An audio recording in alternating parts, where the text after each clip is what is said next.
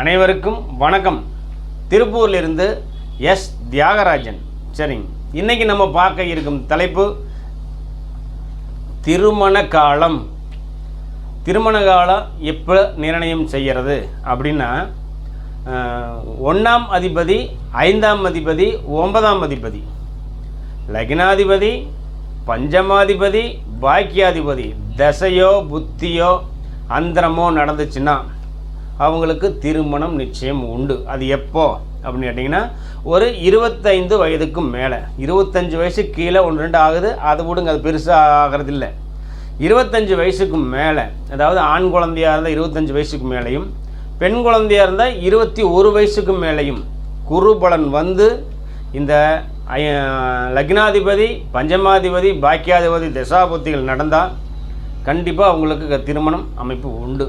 இன்னொன்று, அந்த தோஷமெல்லாம் கொஞ்சம் பார்த்துக்கோங்க.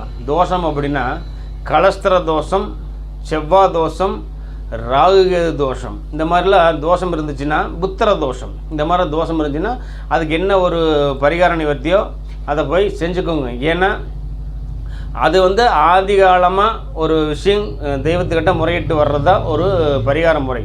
எந்த கோயில்னு பார்த்து அந்த கோயில் போயிட்டு வந்துடுங்க. போயிட்டு வந்தால் சிறப்பு.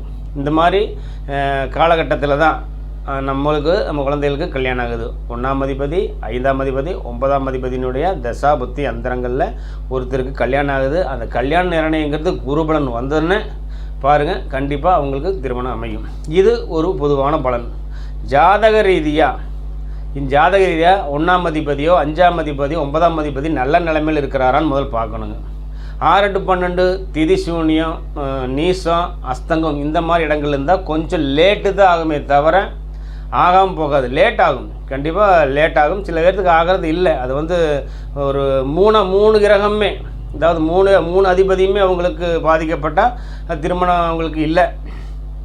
2 இருந்துச்சுன்னா கொஞ்சம் ஏதோ ஒரு பரிகாரம் நிவர்த்திகளில் உங்களுக்கு திருமணம் ஆகுது. ஒன்றுனா கொஞ்சம் லேட்டாகி கல்யாணம் ஆகிடுதுங்க. அது 30 வயசு 31 வயசு அப்படிங்கிறதுலாம் கொஞ்சம் லேட்டாகி கல்யாணம் ஆகுதுங்க. இதுதான் வந்து திருமண அமைப்பினுடைய திருமண காலங்களுடைய கால நிர்ணயம்.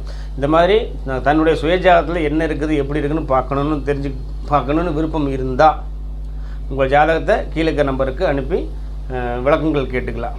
இந்த வீடியோ பிடிச்சிருந்தா ஒரு லைக் பண்ணுங்கள், ஒரு ஷேர் பண்ணுங்கள், மறக்காமல் ஒரு சப்ஸ்கிரைப் பண்ணுங்கள். நன்றி நண்பர்களே.